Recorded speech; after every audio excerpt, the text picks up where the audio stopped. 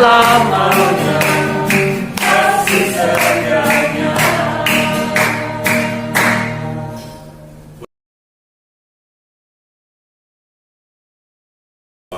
Saat ini kita sedang ada di zaman postmodern, ya, atau juga sekarang kita sedang memasuki era industri keempat. Oleh sebab itu tidak heran perubahan-perubahan begitu sangat cepat dan luar biasa. Kalau kita tidak mengikuti perubahan ini, kita jadi orang jadul, ya. Sehingga kita tertinggal, yaitu gereja dan peradaban manusia. Ada 3 hal. Yang pertama, ini menurut Dirjen Dimas Kristen, ya, Pak Thomas Venturi, Profesor Dr. Thomas Venturi, dibilang bahwa gereja saat ini kehilangan otoritas. Ya, gereja kehilangan otoritas. Saya pertama agak bingung. Ya, otoritas yang bagaimana yang dimaksud oleh Pak Dirjen.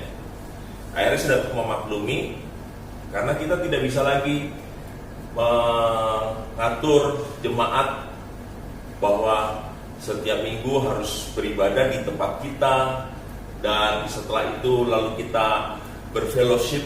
Ya, sekarang orang terserah seperti kayak toko, ya, masing-masing mempunyai etalase.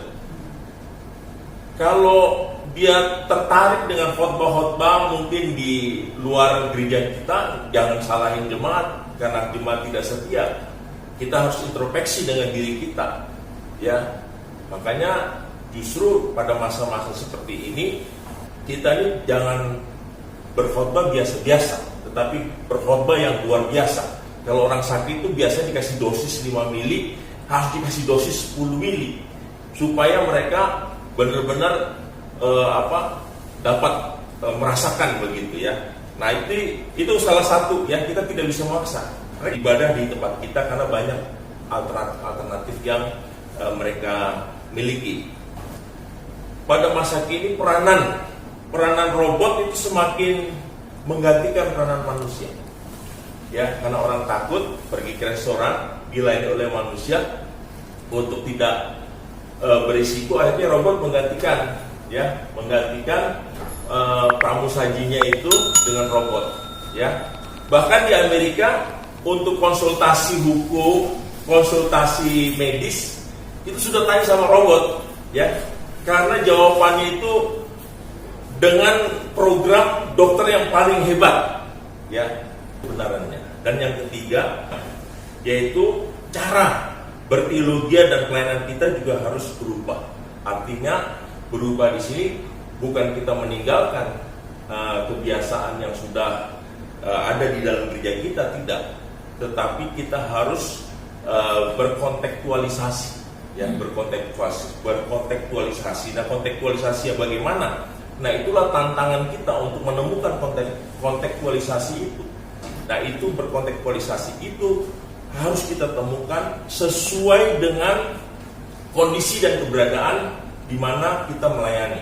Jangan kita membawa konsep-konsep yang jadul, tetapi kita harus mengikuti perkembangan yang ada tanpa meninggalkan prinsip-prinsip yang kita dapat, yang kita ketahui di dalam firman Tuhan. Saya membawakan dari Roma pasal 1 ayat 1. Dari Paulus, hamba Kristus Yesus yang dipanggil menjadi rasul dan dikuduskan untuk memberitakan Injil Allah. Dari Paulus, hamba Kristus Yesus yang dipanggil menjadi rasul dan dikuduskan untuk memberitakan Injil Allah. Saudara yang dikasih Tuhan Yesus Kristus, semua boleh berubah, ya, seperti yang tadi saya jelaskan, bahwa kita sekarang ada di zaman postmodern, bahwa kita sekarang sedang memasuki era bukan industri 4 lagi, mau industri 5, sehingga semua perubahan itu cepat. Tetapi bagi kita, seorang pelayan Tuhan, hamba Tuhan, prinsip-prinsip kebenaran firman Tuhan tidak berubah, ya. Nah, di sini di dalam kitab Roma, Paulus dia menegaskan bagaimana jati diri seorang hamba Tuhan. Oleh sebab itu dia memulai penjelasannya, dikatakan dari Paulus, ya, hamba Kristus Yesus. Tegas sekali, dari Paulus hamba Kristus Yesus. Yang menarik di sini saudara, ketika Paulus dipanggil menjadi seorang hamba Tuhan, sebelumnya dia seorang Farisi, kita tahu semua. Kalau dalam bukunya Duta bagi Kristus William Barclay, ya, menarik sekali kisah hidup Paulus dari mulai dia dipanggil sampai dia melakukan perjalanan misi 1, 2, 3 sampai akhir hidupnya. Dikatakan Paulus ini waktu dipanggil untuk bertobat dalam peristiwa di Damsyik itu udah tidak muda lagi, dan waktu dia mengalami pertobatan di Damsyik itu dia tidak langsung melayani, tetapi dia perlu waktu selama 2 tahun, ya, untuk mengubah paradigma konsep-konsep yang lama untuk dia bisa menyesuaikan dengan saat itu dia harus rubah, ya, sebagai orang Farisi, sebagai orang ahli kitab, dia banyak konsep-konsep yang dia miliki sehingga itu perlu dirubah dan dia perlu waktu, sehingga dia tidak langsung melayani, saudara-saudara.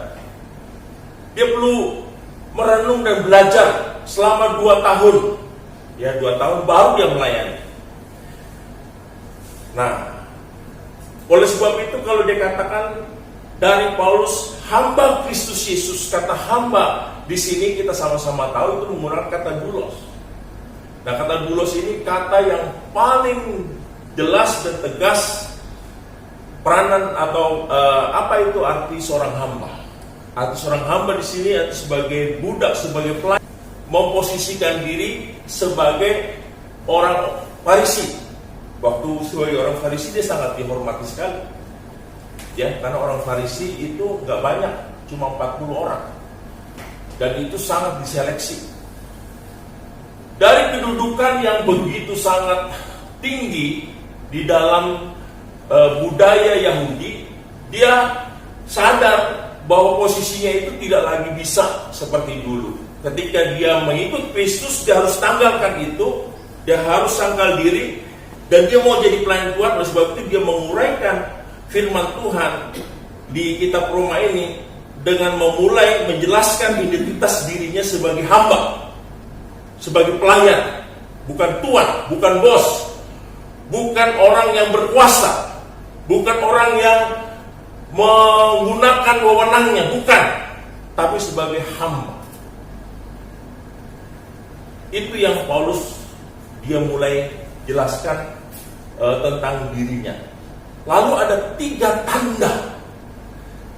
tanda kredensial bagaimana itu seorang hamba, ya. Bagaimana seorang hamba? Ada tiga tanda kredensial. Yang pertama di sini dikatakan bahwa seorang hamba itu ditegaskan bahwa dia itu dipanggil, ya, bukan merasa dipanggil. Menjadi seorang hamba itu dipanggil, bukan merasa dipanggil. Mewawancarai hamba-hamba Tuhan. Akhirnya saya wawancarai Pak Andar Ismail, sampai Pak Yakub Nahwai pun saya wawancarai. Saya tanya, apa bedanya pendeta dan hamba Tuhan? Saya mendapat jawaban luar biasa dari hamba-hamba Tuhan yang sudah teruji dalam pelayanan seperti Andar Ismail dan juga seperti Pak Yakub Nahwai dan yang lain-lain. Dikatakan bahwa pendeta itu adalah jabatan. Ketika kita sudah tidak menjabat, maka kita siap untuk melepaskan kependetaan kita, ya, alias berselit kita lepaskan. Jadi pendeta itu adalah jabatan, tetapi kalau panggilan itu seumur hidup. Panggilan itu seumur hidup. Jadi kalau kita sudah tidak menjabat di dalam pelayanan gerejawi, ya kita harus lepaskan kependetaan kita, ya. Tetapi panggilan kita tetap sebagai seorang hamba Tuhan sampai mati, itu tidak akan hilang.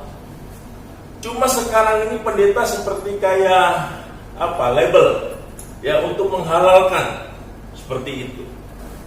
Ya. Karena pendeta itu jabatan gerejawi, bukan status. Tetapi kalau hamba Tuhan itu adalah panggilan. Kalau saya boleh milih, saya milih di hamba Tuhan. Kami panggil seumur hidup, tidak tergantung dengan kependetaan seperti itu. Walaupun pendeta itu penting untuk kita bisa melakukan pelayanan-pelayanan gerejawi. Nah, yang pertama yaitu kita dipanggil menjadi pelayan Tuhan. Itu tanda kredensial yang pertama. Yang kedua, Paulus menegaskan tanda kredensial yang kedua yaitu bahwa kita dikuduskan. Artinya dikuduskan, kita dipisahkan. Jadi tidak main-main saudara. Kalau kita menyebut diri kita hamba Tuhan, kita harus siap. Harus siap menjadi sorotan. Harus siap menjadi figur. Harus siap menjadi teladan.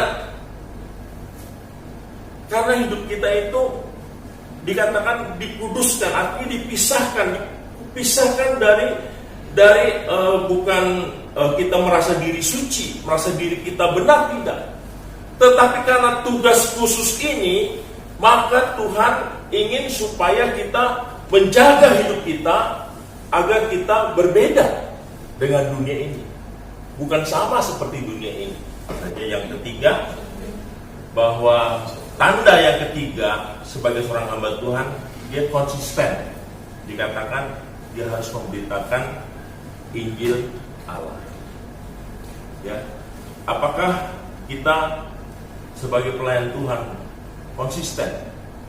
Kita memberitakan Injil Allah atau kita memberitakan yang lain? Nah, kalau kita memberitakan yang lain, lebih baik kita nggak usah jadi hamba Tuhan. Sekarang ini fenomena terbalik. Banyak hamba Tuhan ingin jadi businessman, dan businessman ingin jadi hamba Tuhan. Kita belajar dari Paulus bahwa kalau kita mengatakan diri kita sebagai hamba Tuhan, ada konsekuensinya. Ya, ada konsekuensinya. Pertama, kita harus dipanggil, bukan merasa dipanggil. Yang kedua, kita dikuduskan. Ya, siap jadi figur, siap jadi teladan, siap jadi orang yang memberikan terang dan terang. Kalau tidak, udah dosa. Ya. Dan yang terakhir, kita harus memberitakan Injil dimanapun, kapanpun, seperti Coca-Cola. Ya. Kita harus memberitakan Injil. Siap atau tidak siap, kita harus memberitakan Injil. Kiranya Tuhan memberkati kita melalui kebenaran firman Tuhan pada pagi hari ini. Mari kita berdoa.